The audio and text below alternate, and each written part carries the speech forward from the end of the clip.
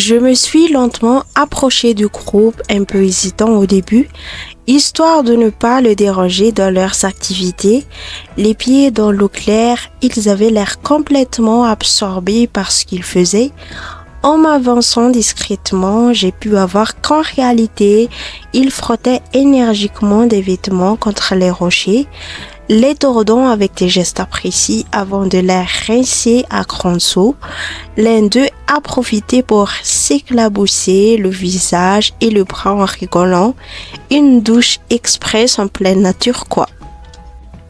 J'ai dû rester une bonne minute à les observer, un peu de perplexe. Je me demandais s'il y avait une technique particulière ou si c'était juste leur façon de faire.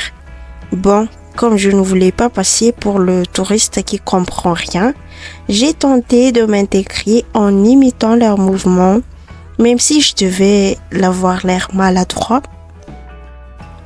C'est là que, les mains dans l'eau fraîche, j'ai remarqué des dizaines de petits éclairs argentés qui zigzaguaient entre mes doigts, des alevins.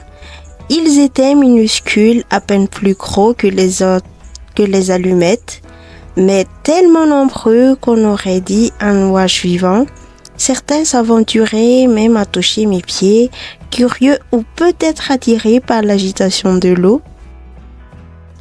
Je me suis demandé si ces petits poissons étaient comestibles.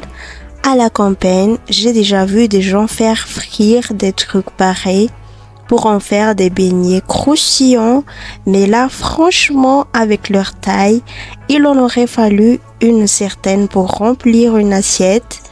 D'un autre côté, leur présence en masse devrait bien servir à quelque chose.